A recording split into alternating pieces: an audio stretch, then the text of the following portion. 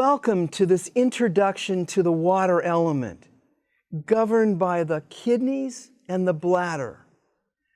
Malik Cotter will give you insight into all of this in a way that I think will empower your healing work. Let's take a look. Now let's turn our attention to the water element with the kidney and urinary bladder. It's really interesting that all the elements are so vital, and yet water is kind of maybe just a little nudge ahead of all of them. But then again, I can say that for all of them. Water is extremely important. The water element, the kidney, the urinary bladder. When we look at the water element, we know that water is life. Without water, we can't go. It just doesn't work. We dry out and die. We need to have breath. We need to have food. We need to have water. We need to have circulation. All these things are so vital. These are what the elements are giving us. However, the kidney water element gives us something a little bit different. Kidney water element is an interesting element in the sense that it has two components.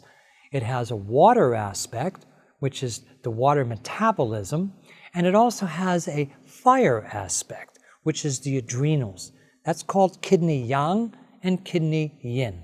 Water metabolism, water aspect, kidney yin, the adrenals, kidney yang. Now, if you have, the kidney is called the renal, and that's the kidney function, which is filtering the blood and getting rid of the uric acids and things that the liver passes down to be filtered out. But if you put a little gland on top of the renal, you add onto the renal, you add renal, you have an adrenal. It's attached onto the kidney. The adrenal is the kidney yang aspect, the fire aspect. It produces so many different hormones. Cortisol, progesterone, testosterone, these are all involved with what's happening with the adrenal glands. This day and age, it's been said that we're living in a kidney adrenal burnout era. And I think I have to agree. The go-go, do-do, busy is stressing the adrenals to where we can't sleep at night. So many people wake up with maintenance insomnia between 1:30, 2:30, 3:30, 4:30. They wake up and they can't fall back to sleep because the cortisol level from the adrenals are too high because their adrenals have been exhausted. So we need to take care of that aspect, and also the water metabolism, the kidney function of filtering and moving out the dirty water from the body. So these are very important. The kidney, it's interesting also, the kidneys are so valuable for what we need to do. When a baby is in the first trimester in the mother in utero, the kidneys develop in the first trimester. And then out of the kidneys drop either 2 testicles or 2 ovaries declaring the sex of the child. It's the kidneys. So what the testicles are called in Chinese medicine, we call them the external kidneys because they come from the kidneys. So that's why we call this the genital urinary tract in Western medicine. But what we just call it, we call it the kidney yin, the kidney yang. Very important. The kidneys rule the reproductive organs.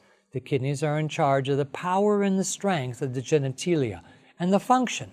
The hormonal function is the kidney yang, and the function of the water and the procedure of how it works is the kidney yin. Kidneys rule reproduction.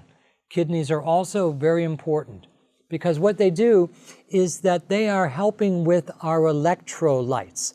They balance our electrolytes. Electrolytes are how we conduct electromagnetic energy through the water of the body. So the water is a conductive substance. The electrolytes, also known as minerals, have a lot to do with how the kidneys function, and how the body functions depends on how the kidney adrenal function. Kidneys have a lot to do with the body overall function, with the electrolytes, the electromagnetic energy, how it travels through our body and is being conducted. The kidneys are also in charge of our bones because the bones are made out of these minerals. The teeth are made out of minerals. The kidneys are in charge of the bones and the teeth. If you look at the ears are pretty much the same size and shape as the kidneys. And if you were to cut a kidney in half, it would look like an ear. It would give you the same kind of look as we have now. So the kidneys rule the ears. Look at it this way. Sternocleidomastoid ligament down here on the throat. I'm going to take a reflexology. I'm sure most of us are aware of reflexology on our feet and the different locations on the foot and what that does in reflex to the entire body. Same thing with the head and the neck, the sternocleidomastoid ligament. The jawline is the same shape as the pelvis, the chin being the pubic bone, and then coming up into the ilium crest, and then sitting back are the kidneys. So if we look at a reflex chart, with the jawline being the pelvis, the sternocleidomastoid ligaments being the legs, the chin being the pubic bone, the ears are the kidneys, the eyes, the liver, the nose, the lungs, the mouth, the spleen, pancreas, stomach, the tongue, the heart, and if we look at, it just fits. If you look at where a lot of women will have premenstrual blemishes, it's down here in the chin.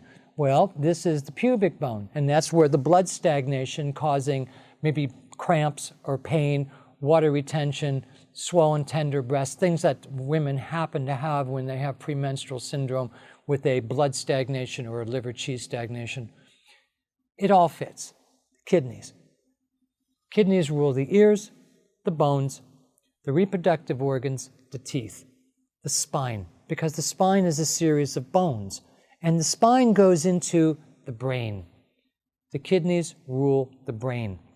You know, it's really interesting that if you look at something, the doctrine of signatures tells us if it looks like it, it's probably good for that. Look at a walnut. What does it look like? It looks like a brain. But the walnut is actually extremely good food for the kidney yang. It builds up the kidney yang being adrenals, brain working on hormone neurotransmission, how neurotransmitters are firing off. Kidneys, extremely important. Lower back pain usually has something to do with the kidneys, unless there's a large girth pulling out the lower back core muscles. The kidneys sit right next to the psoas muscle. Each one of the organ's bowels have a muscle meridian correspondence. The kidney corresponds with the psoas muscle.